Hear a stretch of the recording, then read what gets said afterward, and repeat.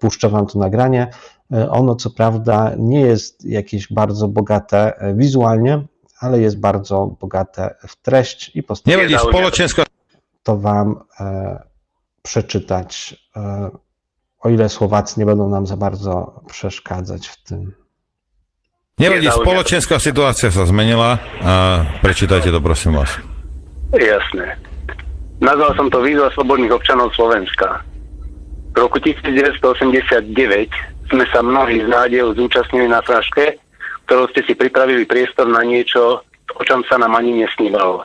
Boli sme naivní. Postupne ste za 23 rokov rozkradli a rozstrelali všetko, čo generácie Slovákov pracne budovali spoločne s bratmi Čechmi. Oklamali ste nás tzv. Kuponovou privatizáciou. Obsadili ste si všetky miesta svojimi straníkmi a začali ste nám hrať divadlo. Striedali ste sa vo vládach a stále ste len sľubovali, že bude lepšie, len aby sme si uťahovali opasky, kým vy ste od rozkoše nevedeli, na čo by ste ešte míňali peniaze, ktoré ste nakradli. Vtiahli ste sem zahraničných investorov, vytvorili ste im skvelé podmienky a našich podnikateľov ste postupne zlikvidovali.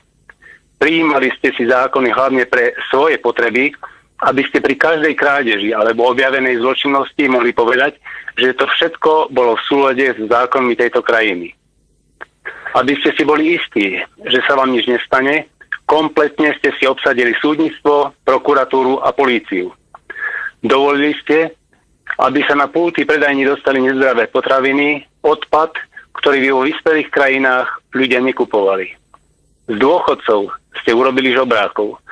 Zničili ste naše poľnohospodárstvo a stali sme sa potravinovou závislou krajinou.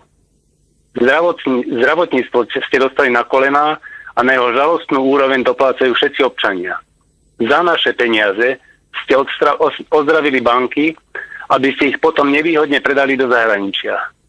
Školstvo, na ktoré sme v celku boli hrdí, ste dostali do stavu, že zo škôl nám síce vychádzajú kvanta vysokoškolákov, ale nie vysokoškolsky vzdelaných ľudí, ktorí sa nevedia v živote uplatniť. Neviete spravovať krajinu, len zdierať obyvateľov, ktorí v zúfalstve páchajú sociálne samovraždy, nakoľko nevidia východisko zo situácie, do ktorej ste ich vy svojou nenažravnosťou dostali.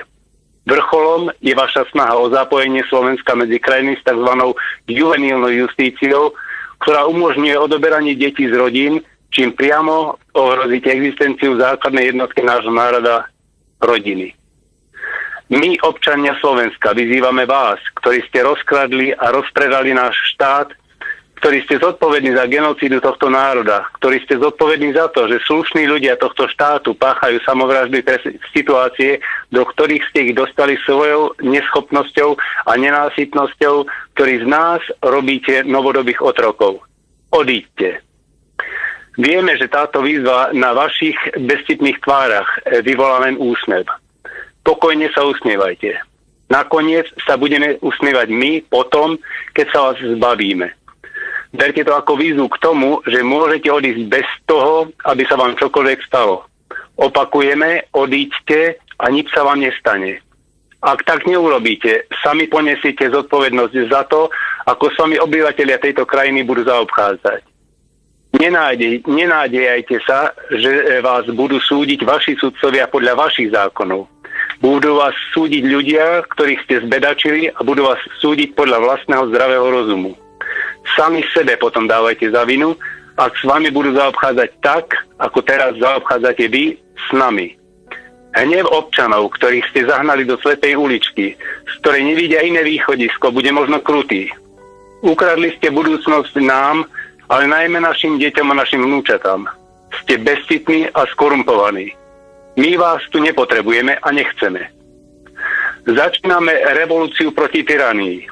Ak ste si doteraz boli istí, že sa vám nič nemôže stať, a dnešným dňom sa váš pokojný spánok začne meniť na nočnú moru, ktorá vám bude pripomínať všetky krivdy, ktoré ste na vlastnom národe napáchali a stále páchate. Postupne budete vidieť, že to, čo teraz čítate a nad čím sa možno ešte stále usmievate, sa začína meniť na pre vás hrozivú skutočnosť.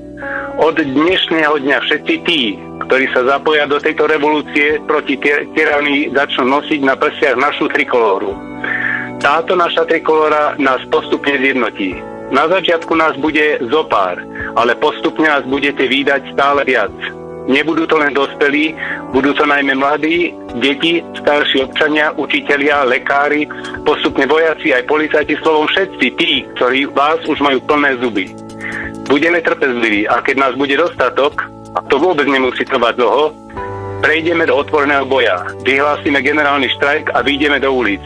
Keď toto nastane a vy nebudete za hranicami tohto štátu, bedá vám. Budeme vás súdiť ako najväčších zločincov, akých kedy táto krajina mala. Občania Slovenska vám ukážu, že slovenský národ je tu. Prebudza sa a nedá sa vám zotročiť. Vy ste nás dohnali do tohto stavu. Vy ste sa zapredali vidine bohatstva a moci. Lenže my to máme už dosť. Už vám nebudeme trpieť vaše neprávosti, vašu zapredanosť, vašu nenažranosť. Vyzývame všetkých mladých, ktorým nie je ľahostajné, akú budú mať budúcnosť. Zobuďte sa. Vašu budúcnosť vám ukradli. Pre vás neostane nič, len beznádej, dlhy a doslova otroctvo vo vlastnej krajine. Zamyslite sa nad týmito slovami. Vyzývame novinárov, aby si rozmysleli, na ktorej strane budú stáť. Či za judášsky groš budú naďalej ohlupovať vlastný národ, alebo sa vzoprú svojim chlebodárcom. Ak budete naďalej pokračovať vo vedomom podporovaní lží a polopravdy, za ktoré vás platia, sami sa zaradíte medzi tých, ktorých bude tento národ tvrdo súdiť. V tejto súvislosti táto výzva platí najmä pre pracovníkov verejnoprávneho rozhlasu a televízie Slovenska, ktorá je zo zákona národná, nezávislá, informačná, kultúrna a vzdelávacia inštitúcia, ktorá poskytuje službu verejnosti. Vyzývame všetkých slušných a neskorumpovaných policajtov a vojakov, ktorí si tak ako my uvedomujú, že tento systém je chorý a potrebuje okamžitú zmenu, aby sa pridali na stranu slušných ľudí a nepoužili proti ním represívne prostriedky tak, ako to očakáva vládnúca elita. Aj vy ste občanmi tohto štátu, aj vy ste rodičia, máte deti, vnúčatá, ktorým títo nenažranci ukradli budúcnosť. Aj vy si to uvedomujete. Ak zasiahnete proti vlastným občanom, dopustíte sa hrozného zločinu aj proti vlastným deťom, ktorým budete brať nádej na slušný život vo vlastnej krajine. Vyzývame všetkých tých, ktorí boli a sú zneužívaní týmto režimom, aby sa prihlásili k tejto výzve a verejne sa dištancovali od tohto zhnitého systému. Vyzývame týmto všetkých občanov tohto štátu, ktorí sa stotožňujú s touto výzvou, aby si na znak súhlasu pripli stužku, trikolóru, aby sme postupne cítili našu narastajúcu silu. Na záver ešte raz vyzývame vás, ktorí sa považujete za elitu tohto národa a nie ste ničím iným ako poslednou spodinou. Nepotrebujeme peniaze, o ktoré ste nás okradli, nepotrebujeme pomstu, len choďte preč. Vezmite si všetko to, čo ste nakradli a zmiznite. Každý deň bez vás bude požehnaním pre túto krajinu. Bez vás sa tu budeme mať lepšie. Urobíme hrubú čiaru za minulosťou a začneme od znova, ale tentokrát už bez vás.